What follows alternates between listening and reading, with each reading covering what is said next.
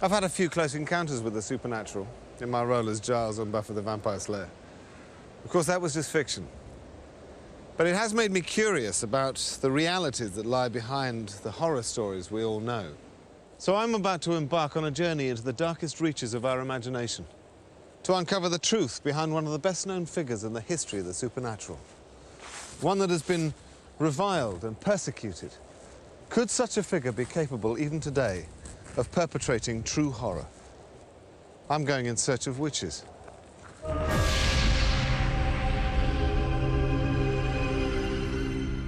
Every fairy story seems to have a witch in it somewhere. Children through the ages have been frightened by cackling hags, riding broomsticks, ready to wave a wand, weave a spell, transform them into a toad. 300 years ago, people were so fearful of witchcraft that thousands of women, men and children were tried as witches and burned at the stake. That was then. What about now?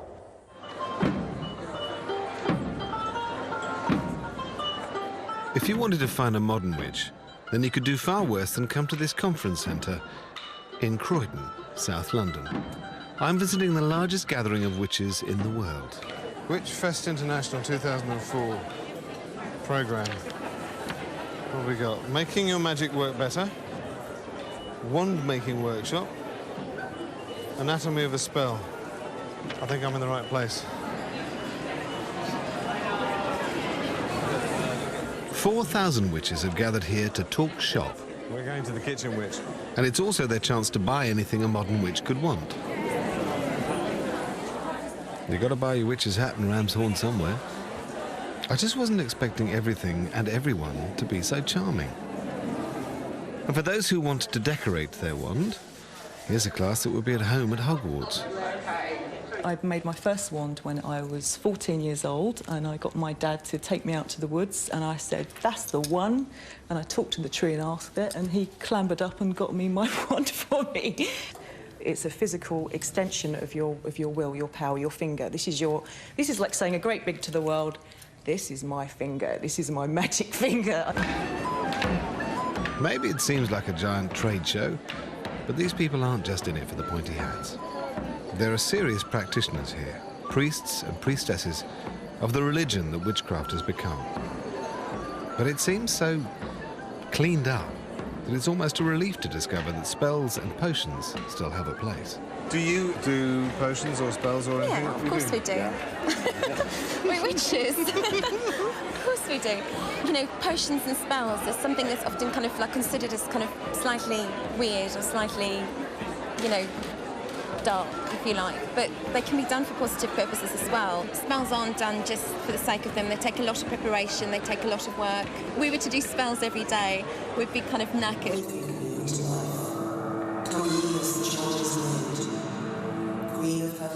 Although the witchcraft practiced here has turned its back on the dark side, throughout history, there's always been an association with evil, and it's one that hasn't gone away.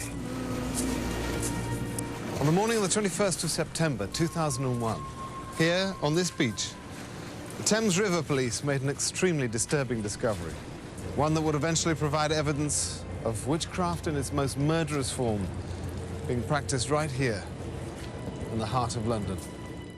A murder investigation is underway after the dismembered body of a boy was found in the River Thames. The child's body was recovered from the water near the Globe Theatre in London. Detectives say he was about 5.5 years old. Detective Chief Inspector Will O'Reilly was put in charge of the case. At first he thought he was dealing with an isolated child murder. Horrific, but just another statistic. Soon, he had to come to terms with something that was almost unimaginably much worse. At that stage, we had conducted our first post-mortem on the child, and it was the pathologist that raised concerns that this could be, in fact, a ritualistic murder. It was something, the injuries were something he's never seen before, and he said the body had been drained of all blood. And that started to raise our awareness in a subject, really, that none of us had considered before. When we first sought publicity on this, members of the public said, look, we've heard about some ritual murders that happen in South Africa called Muti murders. Could it be a Muti murder in London? Where did your investigation lead you? Our inquiries in this clearly pointed towards Africa, and it's to there that we went for assistance in this crime. However witchcraft is presented here at home, this case has proved to me that today, in the world at large, something far more terrifying is practiced in its name. If I'm to get to the heart of this darkest form of witchcraft, it looks as if I'm going to have to search as far afield as Africa, where the fear of witches is just as real as it was for Europeans hundreds of years ago. But first, I need to go back to the 16th century, when it said that the fate of kings and their kingdoms lay in the hands of witches. Scale of dragon, tooth of wolf, witch's mummy, moor and gulf, of the ravin, sea salt shark, root of hemlock, picked in the dark. Tis time, round about the cauldron go, in the poisoned entrails throw. One of the most popular images we have of witches must come from Shakespeare's great play Macbeth. But where does his image of witches come from? And is there any more to it than just some wonderfully scary storytelling? Toil and trouble, fire burn and cauldron bubble. Peter Craze is the director of the Drama Studio London. He's taught generations of students how witchcraft was portrayed in a play that was first performed over 300 years ago. Focus on the intention of the witches, which is to wreak havoc with Macbeth's life, okay? Literally next to the Globe Theatre, you've got bear baiting in the bear garden, the noise of the bears being torn apart and the dogs being torn apart, you know, drowning out the actors sometimes. And then across the river at the Tower, you've got beheadings and executions and heads on spikes with blood running down and all the rest of it, and then traitors being hung, drawn and quartered. Where would you say this image of witches as hags and crones comes from? Shakespeare would have seen, he might even actually attended witch trials, so he'd actually know very thoroughly what they looked like. And then when he came to translating it onto the stage, by putting it into the wonderful wilds of Scotland, he really kind of had a license to go as far as he wanted with it. What would seeing witches on stage have meant to his audience? Well, I think they'd have been quite terrified of them. And it's alleged there are actually witchcraft charms in the incantations of the witches in Macbeth. And one of the reasons that he was so accurate was because he was actually writing it for royalty. He was actually writing it for James VI of Scotland, who became James I. And James was very, very involved in witchcraft, in fact, almost fanatical about it. So it seems that the key figure who shaped our modern understanding of witchcraft lived at the very top of 16th century society. I'm told that here at Lambeth Palace there's a record of James VI's first encounter with a witch. I'm here to meet Professor Ronald Hutton, who specializes in the history of witchcraft.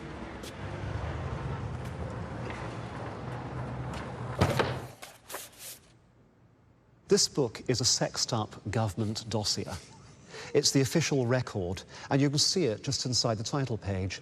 I have undertaken to publish this short treatise, which declareth the true discourse of all that happened, and as well what was pretended by those wicked and detestable witches against the king's majesty, as also by what means they wrought the same. The events described here are taking place in the villages and small towns to the east of Edinburgh, towards the end of 1590. And that's where he focused on the greatest healer of the area, a woman called Agnes Sampson. And right so, the nails sair that nailed Jesus and the mare. Come on, lass. Come on. The whole thing about a charm is that words carry particular power. So it can be absolute gobbledygook, which nobody can understand, so it sounds really amazing. Or it can be a traditional evocation of Christian faith, and that's what poor old Agnes dealt with. In the earth and in the stone, I conjure thee in God's name. It was a bit tacky to the smooth new style of Protestant, but there was nothing inherently illegal about it, let alone diabolical. I trow by Almighty God that wrought both heaven and earth. Meanwhile, while poor old Agnes was busy healing people, little did she know that a few miles away another woman was in trouble. This was a mixed-up teenager called Gillis Duncan, who was a maidservant who acquired a considerable healing skill.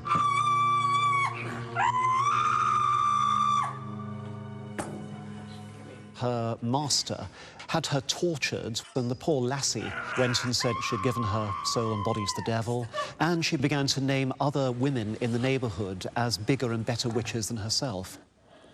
Agnes Sampson. You can see it here in the story, where immediately she accused these persons following to be notorious witches and caused them forthwith to be apprehended, viz. Agnes Sampson, the eldest witch of them, dwelling at Haddington, and so it goes on and on and on, naming these unfortunates. Here! In the name of the king!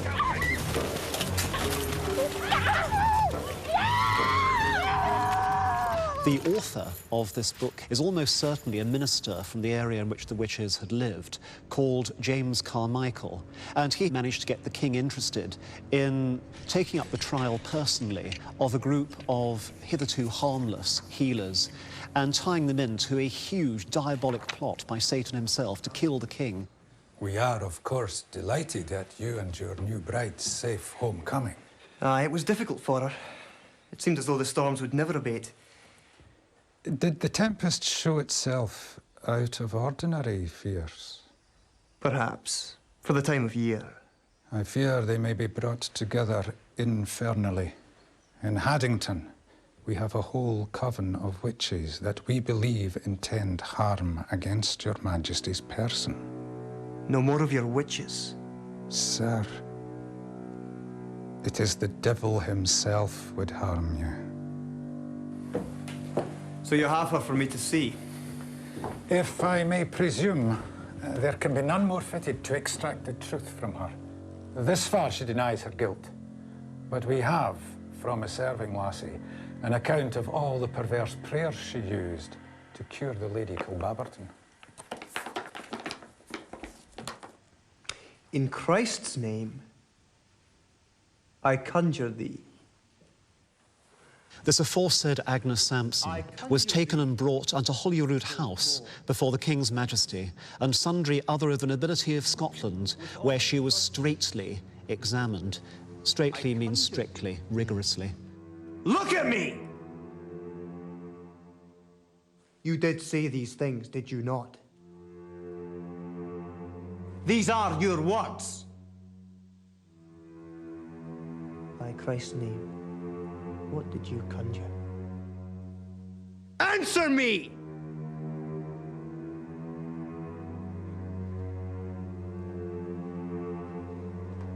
Take her away.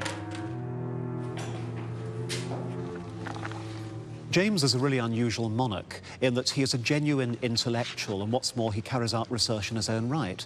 And having thus turned himself into an expert witch hunter in theory, he applies the practice. And the story takes an extraordinary twist. He doesn't just become a royal judge, he becomes a royal torturer. You still have no results? Not yet, Your Majesty. Apply the screws more. It'll bring the devil to her tongue.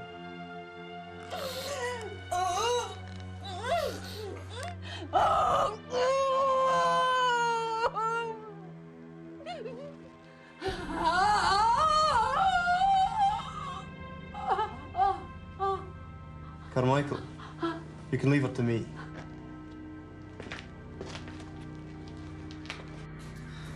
Where doth the devil choose to mark you there? What the king is looking for is the witch's mark. It hath lately been found that the devil doth generally mark them with a privy mark, lick them with his tongue in some privy part of their body, before he doth receive them to be his servants. You see, Carmichael, there is no need for shyness in these matters. The king found a privy mark of the devil somewhere in her crotch. It could be poor old Agnes had a hemorrhoid. At any rate, the result is decisive, because at that moment she breaks. She realises that now she's doomed. 200 witches we travelled to the sea. Where? North Berwick. And we were dancing. Aye, come here, ye over here. Come here, ye go. Let it up. Come here, ye go, me baby. Come. Oh, come here, ye go. Here. Here. Come. And then the devil came to your kirk and he lifted up his gown and we all kissed his arse, every one of us. And he did say the most ungodly exhortations against his greatest enemy. And his reason, that the King of Scotland was his greatest enemy in the world. You're a liar, woman. At this point, Agnes is being disbelieved by the king, and she seems to lose her temper, and what follows is one of the most incredible moments in the entire history of witchcraft. I wish that you did not disbelieve my words, for I know. I know what you said to your queen on your wedding night.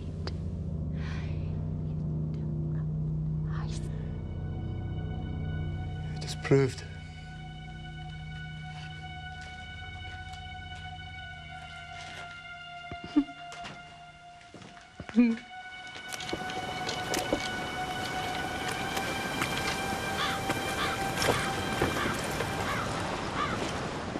It is logically possible that Agnes Sampson was a witch, but in which case she was absolutely brilliant at magic and absolutely terrible at survival skills. Dying as she does, Agnes becomes a grim statistic. She's one of about 1,100 people put to death for the alleged crime of witchcraft in Scotland. Agnes was relatively lucky as convicted witches go. She was strangled and then her body was burned to ashes. At least they choked her before she burned, so she was spared a horrific agony.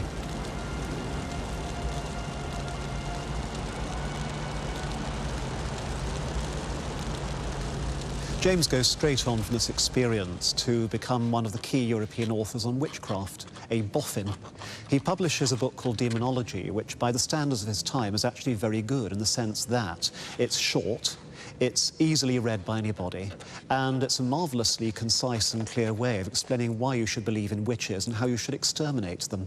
It became a bestseller, and if you want to see a copy, you just go a few miles north from where we are now to the British Library.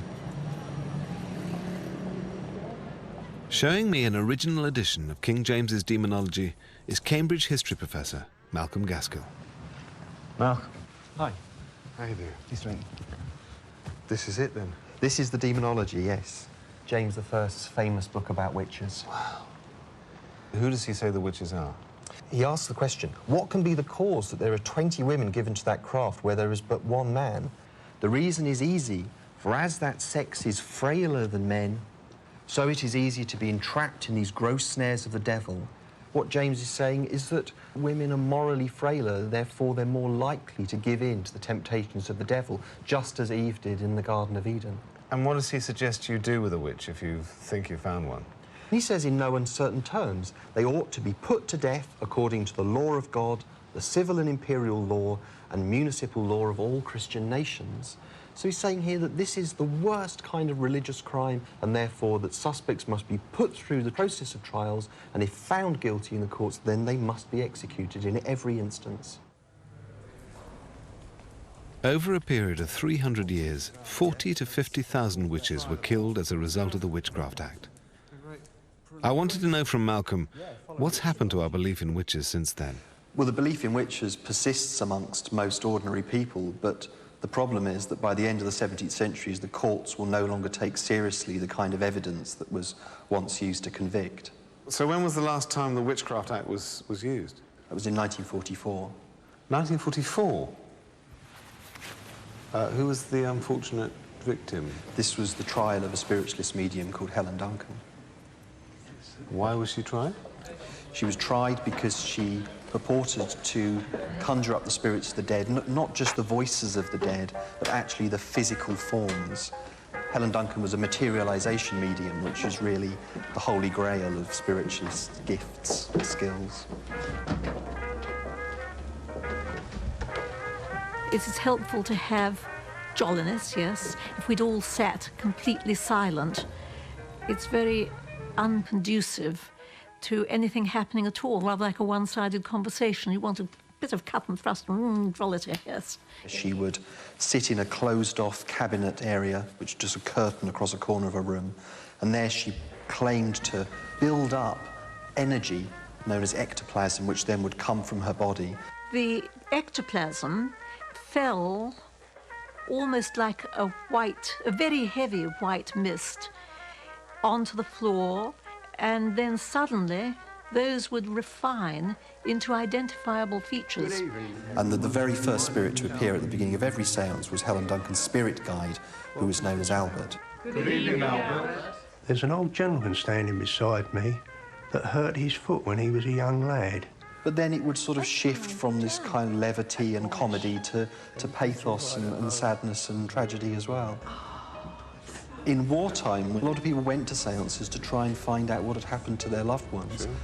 There's something else I have to tell you. A great British battleship has been sunk, the HMS Barham. She predicts supposedly that HMS Barham is sunk, which is a big British battleship on which almost 1,000 men are lost. See bodies on the water. In wartime, protecting information about shipping is, of course, an absolutely key concern, and that this is perhaps really what gets the authorities onto her.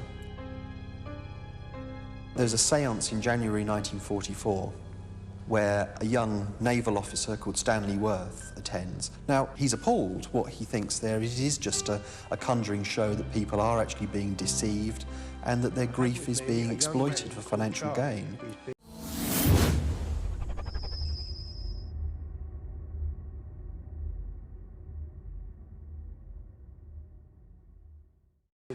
And Stanley Worth jumps up, declares the whole thing a fraud, tries to grab hold of the spirit, grapples with the spirit supposedly, but immediately senses that actually it's just a piece of cloth.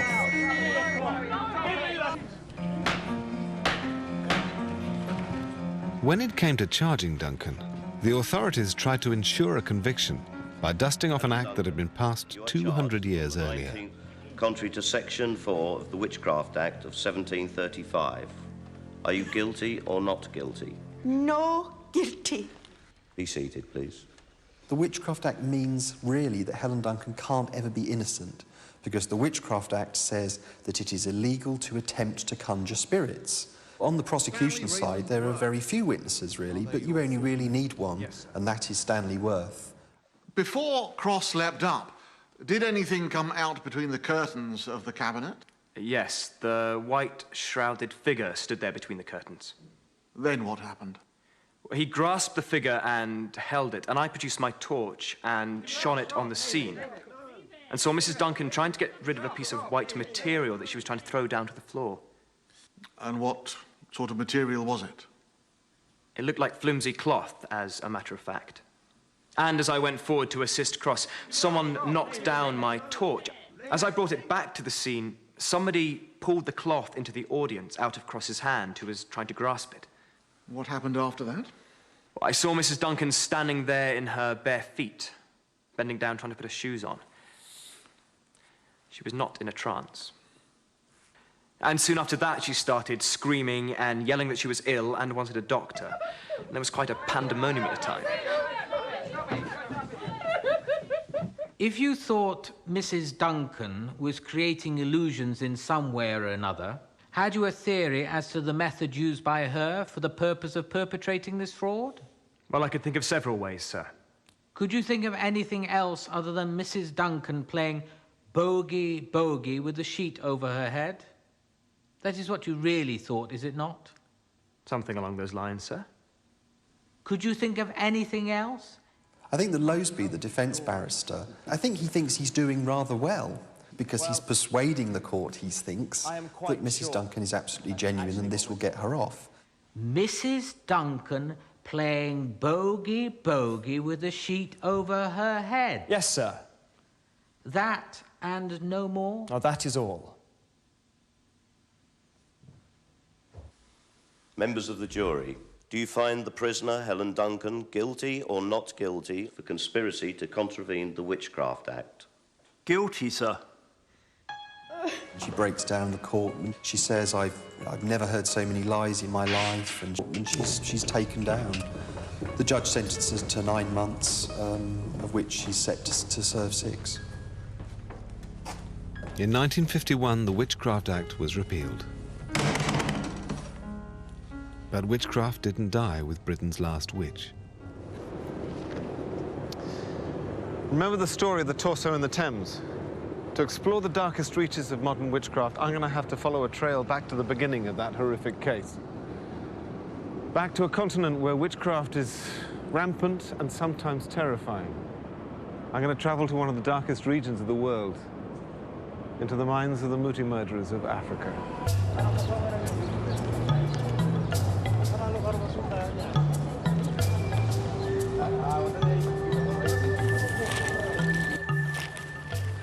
This seems like a million miles away from the sort of place I'd expect to come to investigate the meaning of witchcraft today. What I'm just looking at the newspaper now confirms I'm in the right place. Check this out. 6 men appear in Soweto court after witchcraft murder. The body was found at the beginning of the month.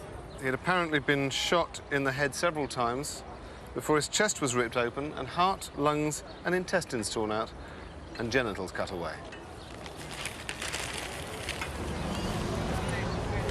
That's why when the Met Police discovered the torso in the Thames, they came here to Pretoria in South Africa to talk to the most unusual police unit in the world, one designed solely to investigate crimes of the occult.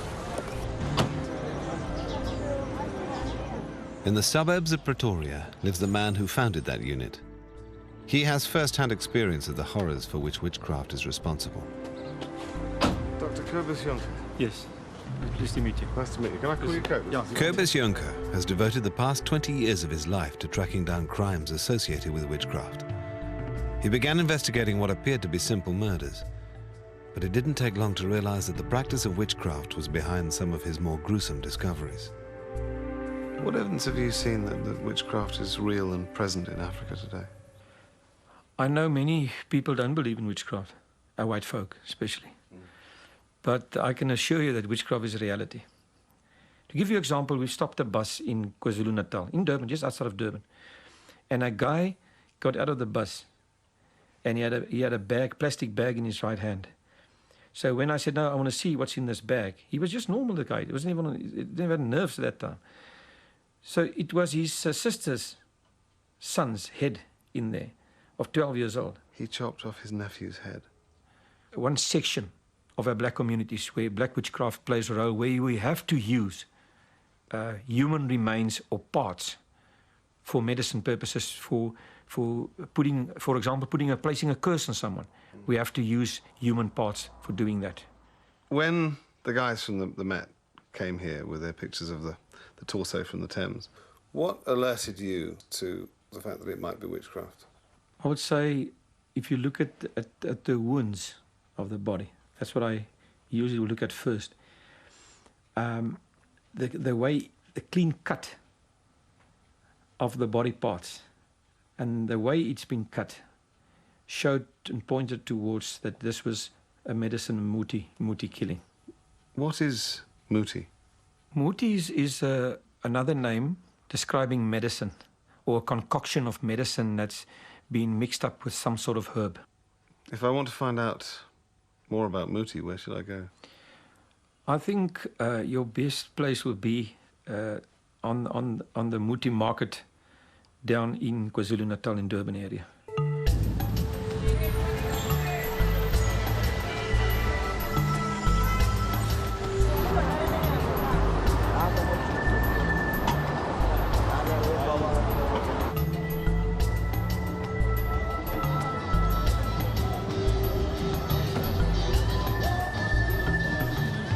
After hearing what I have about the darker side of witchcraft on this continent, I must admit I'm a little nervous about what I might find here at this Muti market. But I'm going to meet Dr. Mhlongo, who's the president of the Traditional Healers Council. He's going to show me around.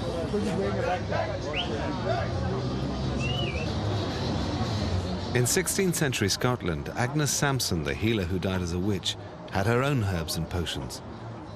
But she could only dream of a place like this.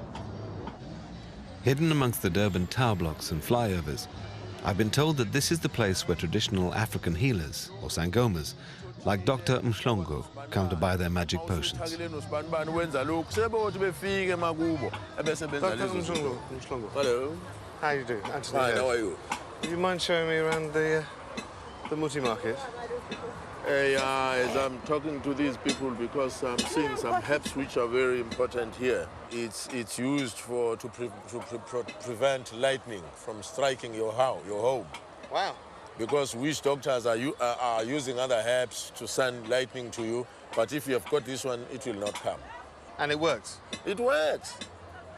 It works. Without these herbs, we wouldn't be living, because there are so many witch doctors that want to kill our patients, wants to kill ourselves, so we always protect ourselves with these herbs.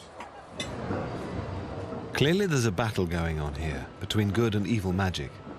The magic potions create a very powerful medicine, But I wanted to understand how this magic works. What are these? These are snakes. No shooting. No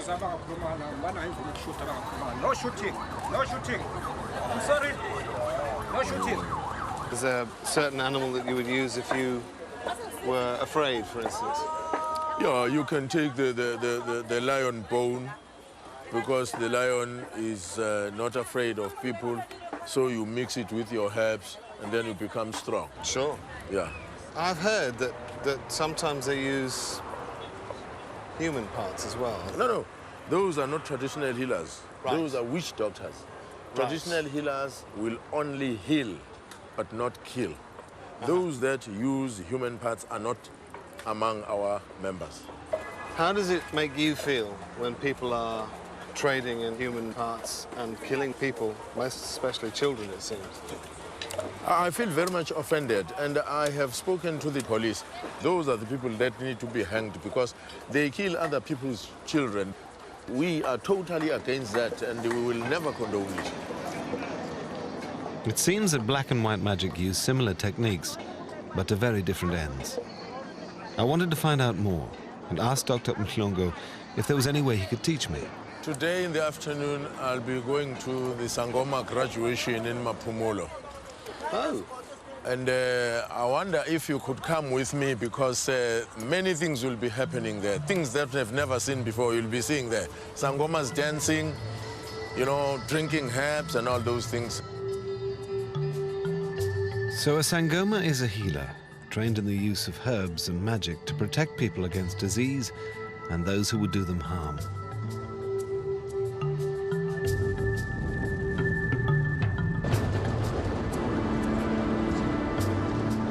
This journey's taken me 50 miles outside of Durban, into the Zulu heartland.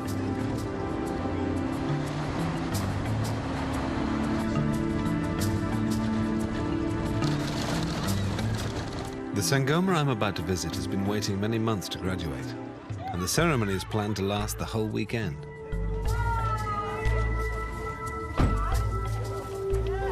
I've never seen anything like this. I've no idea what to expect.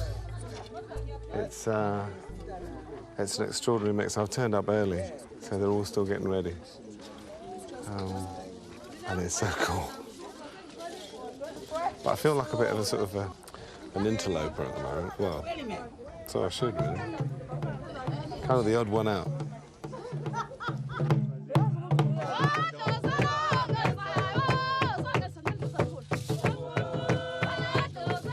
I was lucky enough to find a guide to explain to me what was going on. They are going to come out with a student here from this hut here, and going to sit here and do the plating. Animals play a big part in the ceremony. If the chicken flies from the Sangoma's head, then the Sangoma won't be able to graduate. But then, looking into the hut, I caught a glimpse of something I found really hard to take. The first of what was to be many animal sacrifices.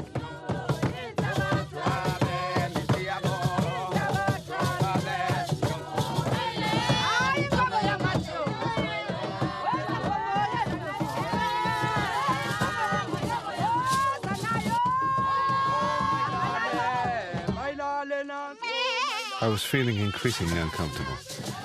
But it seemed that the Sangomas felt the sacrifices were part of the power of the magic.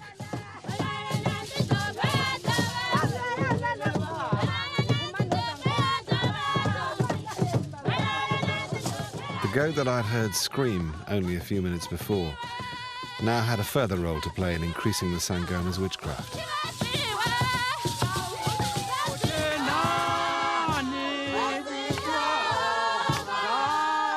Why are they cutting the lamb skin, the goat skin? Oh, the skin, I think they are making the bangles. The graduator will have these bangles here and a crossover here. They have the belief that the ancestors sit here. The seat of the ancestors is at the shoulders. And so whenever someone comes to prophesy, she takes the and she puts it over so that they find it at the closest. Closest, not far away. Excellent.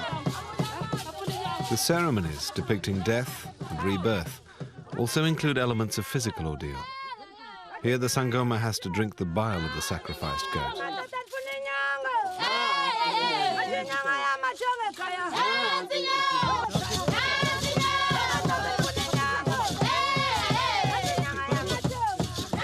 But this is also a party. After all, the Sangoma has spent a year learning her trade, and the traditional beer also plays an important role.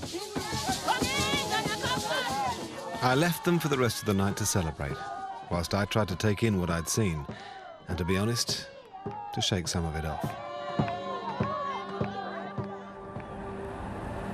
I don't know what to make of yesterday. I found it difficult to watch. I had to turn away a couple of times with the animals being slaughtered. And I respect them for the fact that it's part of the ceremony, it's part of what they do, and the animals are going to be eaten. Let's not put too fine a point on it. I might bring it up today and just ask about it, whether the animals have to suffer or whether it could be done, I don't know, more humanely.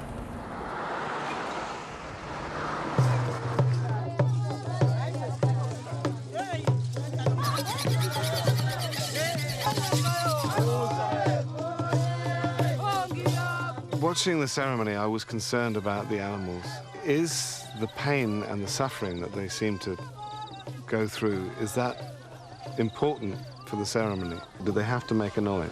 The noise that is made by the animal is a trumpet that is blown to the ancestors so that they understand, they listen, they take heed. We believe that some of the ancestors are asleep. So when the trumpet cries, see, everybody wakes up and listen. So if the animal was killed and remained silent, it wouldn't be as powerful? The whole thing would be a flop. By the river, the Sangoma was undergoing a purification ceremony. I wanted to take this chance to ask her directly about her powers as a witch. Now that you've had the ceremony and you've graduated, what are the nature of the powers that you have? Where do they come from? Aphuma kobabamkhulu amandla okwelapha. Ibona bangitshelayo ukuthi umuntu uphethwe isifo sini. Ebese benginika ikhambi lokumelapha. Would you have to protect anybody from someone trying to do evil to them? Yebo ngingakwazi. Even from another witch doctor? Yebo ngingakwazi ukumvikela ma efika abantu bakithi bengikhombisa ukuthi kukhona abamphosa kabi, ngingakwazi ukumvikela ukuthi leyo nto abamphosa ngayo ingakwazi ukumngena aphile abe nempilo. Thank you, and I think you're needed. Thank you.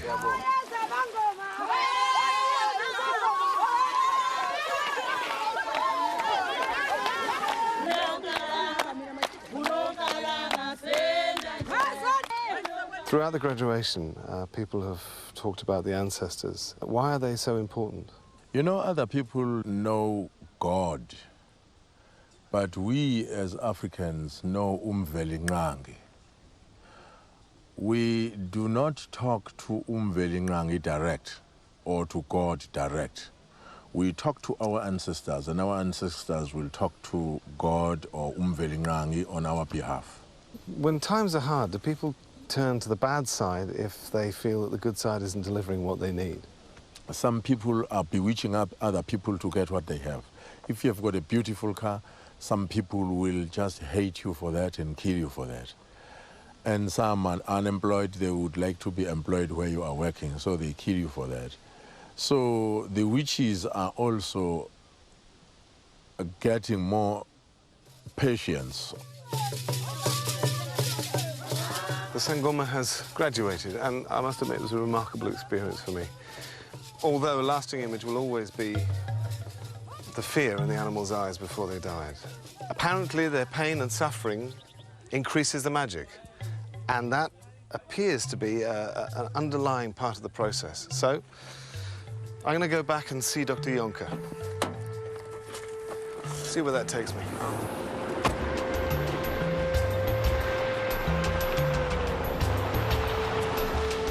From my journey so far, I've begun to see that there must be parallels between how the Sangoma and the witch doctors create their powerful magic. Dr. Jonker has first-hand experience of the dark side, and I needed to find out more. Many Sangomas, after they've been arrested for serious crimes, that they said that they lost their powers, their medicine doesn't work good anymore, and now they have to go to the other side, to the darker side, and that's where they start to use human remains. There are specific uses for different parts of the body? Yes, they have specific uses. The tongue, they use that for you to speak much fluently in your own language. Virility, of course, there's certain parts of the woman's vagina that they use. The eyes for better sight. Good grief. I've got a voodoo doll here as well, with a needle still in it. Oh. And on many occasions you will also be finding that some of the fat that's been used are also human fat. Oh. So it's very gory, most of the stuff. So these things do work. And the medicine is stronger if they're using the human parts. Human parts and children's parts. Yeah, especially children's parts. They believe that. They believe what the ancestors are telling me. Dr. Jonker then showed me the scale of evil witchcraft that's performed in South Africa. Estimates put it at roughly 1 Muti murder a day. Each of these files represents yet another case of a witchcraft murder. And the parallel with the practices of the good witches became clear. The more excruciating the pain, and the more noise the victim makes, the greater the chance of waking the ancestors, the more powerful the magic. The victims of these murders are innocent children who are caught up in a world of superstition and plain evil. Young Adam, the boy in the Thames, has never been identified. He was killed as part of a ritual sacrifice, a case of witchcraft murder that was eventually tracked down to Nigeria. But who are the people who ask for the spells to be performed when they know children will suffer? And how can it be fought? I'm here to talk to Gerard Labuschagne, a police psychologist at the front line of the fight against African witchcraft. How do you fight occult-related crime? The difficulty in fighting it are multifaceted. You've got obviously the belief system. If as long as people believe in this, they will always, perhaps you can say, be a market for it. We're finding a lot of our criminals are starting to make use of Muti to help them in their criminal activities. We find, for example, bank robbers arrest these people on the scene. They are wearing Muti, and when you question them about it, they will tell you that they got that to, for example, prevent them from being shot or to prevent them from being arrested. Most people would believe that herbs or in extreme animal parts can be used to create some kind of advantage for a person. Just the extreme furthest part away from that is the belief that human body parts could be the most powerful ingredients. Do you believe in the powers that these people claim they have? What I believe isn't relevant, because what I have to work with is the people out there who do believe it's going to work, because they're the ones who are going to commit the next one and the next one. So I often compare it to someone hearing voices. I know it's not true, but to them it's true, and they're going to react to those voices, and that's what's important, to understand their frame of reference, because that's what you have to work with when you're trying to solve these particular kind of crimes.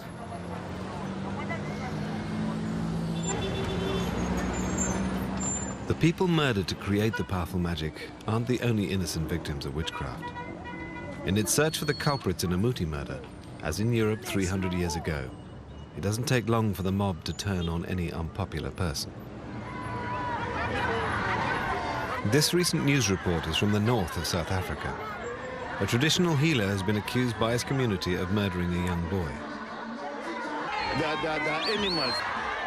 The police regularly deal with lynch mobs who enact their own justice on those they feel are responsible for their ills. The witch hunts of today in Africa and those that took place here in Scotland 300 years ago seem like a long, long way away, in place and in time. For us in the modern Western world, witches are no longer a part of our lives, or so we might think. But it only takes something unspeakable, inexplicable to happen for us to rekindle our belief in witchcraft.